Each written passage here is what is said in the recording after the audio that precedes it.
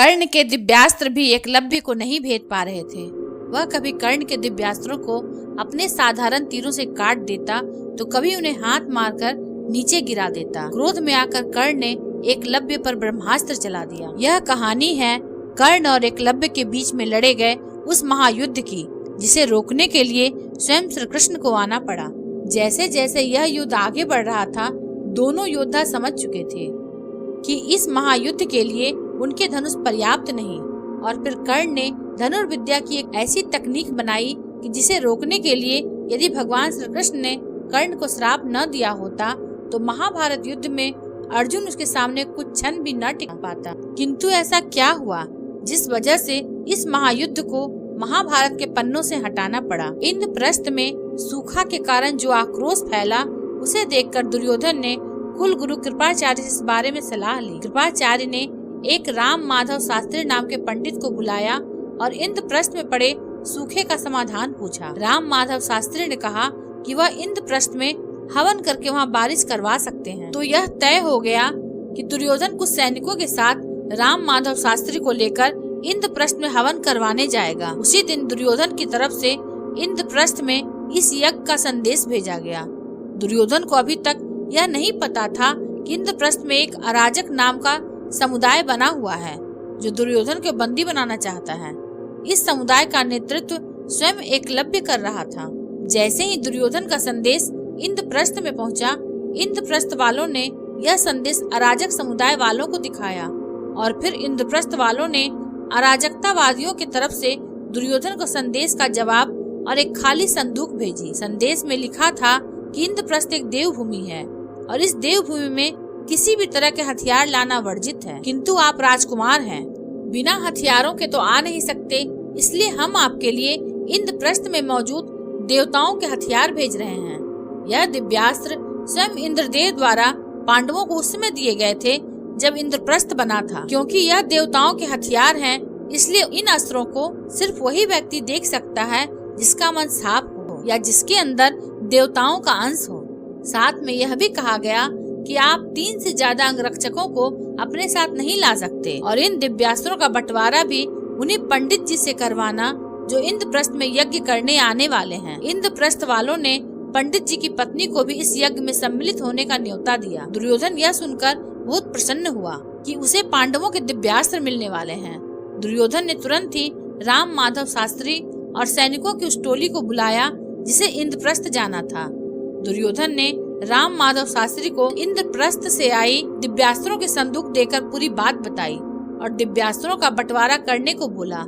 जैसे ही अस्त्रों की संदूक खोली गई, पंडित जी ने देखा कि संदूक खाली है। खाली संदूक को देख पंडित जी धर्म संकट में पड़ गए, क्योंकि संदेश में यह साफ लिखा हुआ था कि यह दिव्यास्त्र केवल उसी व्यक्ति को दिखाई देंगे जिस व्यक्ति का मन साफ हो या फिर उसके अंदर देवताओं का अंश हो। पंडित जी को लगा कि हो सकता है संदूक में रखे दिव्यास्त्र केवल उन्हें ही न दिख रहे हों, और अगर उन्होंने यह बोल दिया कि संदूक खाली है और किसी और ने उन दिव्यास्त्रों को देख लिया तो उनकी घनघोर बेइज्जती हो जाएगी। पंडित जी ने चुपचाप खाली संदूक से अस्त्रों का बंटवारा करना शुरू किया। उन्होंने संदूक से पहला अस्त्र उठाया और दुर्योधन की तरफ बढ़ा दिया और बोला, यह लो दुर्योधन, यह गदा तुम्हारे लिए। दुर्योधन एवं वहाँ पर मौजूद किसी भी व्यक्ति को पंडित जी के हाथ में कोई गदा नहीं दिख रही थी।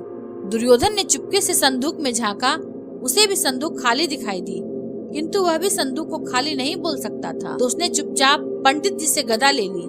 सबने एक एक कर पंडित जी के हाथ से अस्त्र लेने शुरू कर दिए और सब अपने खाली हाथों को ऐसे दिखाने लगे जैसे उनके हाथ में सच में कोई अस्त्र है। हर किसी को लग रहा था कि उसको छोड़कर बाकी सबको यह दिव्यास्त्र दिख रहे हैं। अगले दिन कौरवों की टोली इंद्रप्रस्थ पहुंची।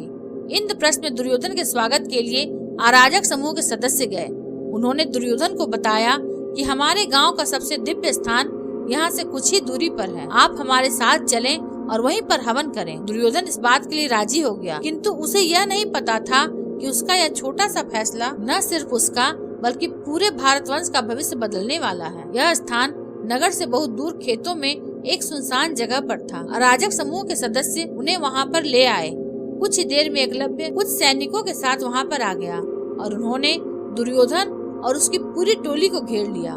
दुर्योधन ने अपने साथियों को एकलव्य और उसके सैनिकों पर आक्रमण करने का आदेश दिया। सब हड़बड़ाहट में अपने अपने अदृश्य हथियार निकालकर एकलव्य के सैनिकों की तरफ बढ़े।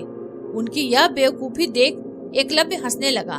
एकलव्य ने अपनी तलवार दुर्योधन की गर्दन के ऊपर रखते हुए कहा, तुमसे बेवकूफ राजकुमार मैंने आज तक नहीं देखा। वो संदूक खाली थी। दुर्योधन ने पंडित जी की तरफ देखा। पंडित जी का सर शर्म से नीचे हो गया। एकलव्य ने दुर्योधन से कहा, उसकी तरफ क्या देख रहे हो? जितने बड़े ढोंगी तुम हो उतना ही बड़ा ढोंगी है तुम्हारा पंडित। फिर एकलव्य ने पंडित जी की तरफ देखा और पूछा, क्यों पंडित जी, सही कहा ना? पंडित जी ने बात को संभालते हुए कहा, मुझे तो पता था कि संदूक में कोई अस्त्र नहीं है, किंतु अगर यह बात मैं दुर्योधन को बता देता तो वह यहाँ आने के लिए कभी राजी न होता। यह सब मैंने इंद्रप्रस्थ की भलाई के लिए किया। पंडित जी की बात सुनकर एकलव्य हंसने लगा और बोला, आपको सही में लगता है कि आप बारिश करवा सकते हैं? पंडित जी ने बोला, बारिश तो मैं करवा दूंगा, लेकिन तुम सबको श्रद्धा रखनी पड़ेगी। अगर हवन में भाग लेने वाले एक भी व्यक्ति की श्रद्धा डगमगाई तो बारिश नहीं होगी। एकलव्य ने कहा, ठीक है पंडित जी, अगर आप बारिश करवा पाए तो मैं आप सबको जाने दूंगा और खुद को भी दुर्योधन के हवाले कर दूंगा। किंतु रही बात श्रद्धा की, तो वह तो मुझे आप पर बिल्कुल भी नहीं है। इसलिए हम लोग तो आपके हवन में भाग लेकर आपको यह बहाना देंगे नहीं कि हमारी वजह से बारिश नहीं हुई। हम सब दूर खड़े रहेंगे और आप सोच समझकर ऐसे ही व्यक्तियों को हवन में सम्मिलित कीजिए जिनकी आप में श्रद्धा हो। अब इन सब की जिंदगी आपके हाथ में है। पंडित जी गहरी दुविधा में पड़ गए, पर वह और कर भी क्या सकते थे? उनके पास कोई और विकल्प भी शेष नहीं था। पंडित जी ने कौरवों की पूरी टोली की तरफ देखा। सबको पंडित जी पर पूरी आस्था थी। सब यज्ञ में सम्मिलित हुए। यज्ञ शुरू हुआ। यज्ञ करीब 3 घंटे तक चला, किंतु बारिश न हुई। एकलव्य पंडित जी के पास आया और बोला, घबराइए मत पंडित जी, हम 1 घंटा और इंतजार करते हैं। हो सकता है अभी तक आपकी आहुति इंद्रदेव के पास न पहुंची हो। सबने 1 घंटे और इंतजार किया, किंतु बारिश फिर भी न हुई। तब एकलव्य ने पंडित जी से पूछा, क्या हुआ पंडित जी, बारिश तो होने का नाम ही नहीं ले रही। पंडित जी चुप थे। एकलव्य ने कहा, मैं जब आपसे मिला था मुझे तभी से पता था कि आप बारिश नहीं करवा पाएंगे। मैं आपको एक अवसर और देता हूँ। अगर आप अभी भी सबको यह सच बता दें कि आपको पता था कि बारिश नहीं होगी, तो मैं आपको और आपके परिवार को छोड़ दूंगा। पंडित जी ने खुद को और अपने परिवार को बचाने के लिए सबको बता दिया कि मुझे पता था कि बारिश नहीं होगी। एकलव्य ने पंडित जी और उसके परिवार को छोड़ दिया। जाते जाते पंडित जी ने एकलव्य से पूछा, तुम्हें कैसे पता था कि मैं बारिश नहीं करवा पाऊंगा? एकलव्य ने पंडित जी से कहा, मैं आपकी पत्नी को देखते ही समझ गया था कि उसको नजले की समस्या है, और अगर आपको पता होता कि आप बारिश करवा देंगे तो आप अपनी पत्नी को बारिश से बचाने का कुछ प्रबंध करते। आपने छाते या किसी भी ऐसी वस्तु का प्रबंध नहीं किया जिससे आप अपनी बीमार पत्नी को बारिश से बचा सकें। एकलव्य ने अपनी बात को जारी रखते हुए कहा, ऐसे समाज में अंधविश्वास फैलाना बंद कीजिए। चले जाइए यहाँ से, इससे पहले कि मैं अपना आपा खो दूं। एकलव्य की बात सुनकर राम माधव शास्त्री का सिर शर्म से झुक गया। वो अपनी पत्नी के साथ वहाँ से चुपचाप चला गया। एकलव्य ने दुर्योधन और उसकी टोली को बंदी बना लिया। कर्ण अपनी विजय यात्रा से वापस लौटकर जब धृतराष्ट्र मिला तो उसने देखा कि धृतराष्ट्र बहुत उदास बैठे हैं और पूरे राजमहल में मातम छाया हुआ है। कर्ण ने धृतराष्ट्र से पूछा, क्या हुआ महाराज? तो धृतराष्ट्र ने गंभीरता पूर्वक उसे पूरी बात बताई। धृतराष्ट्र ने कर्ण को यह भी बताया कि इसमें एकलव्य भी शामिल है। इस बात ने कर्ण को भी चिंता में डाल दिया। कर्ण ने सांत्वना देते हुए कहा, आप चिंता मत कीजिए महाराज, जब तक मैं जिंदा हूँ दुर्योधन को कुछ नहीं होगा। इतना कहकर कर्ण वहाँ से दुर्योधन को ढूंढने के लिए निकल पड़ा, किंतु आगे जो इसके साथ होने वाला है इसे उसका जरा भी अंदाजा नहीं था। जब तक कर्ण दुर्योधन को ढूंढने में लगा है, आइए हम जानते हैं यह अराजकतावादी कौन है और क्यों इन्होंने दुर्योधन को बंदी बनाया था। यह सब हम जानेंगे अगली वीडियो में। अगर आपको इसके आगे की कथा सुननी है तो कृपया कमेंट में अवश्य लिखें। अगर आपको यह वीडियो अच्छा लगा हो तो उसे लाइक, शेयर और सब्सक्राइब अवश्य करें। धन्यवाद।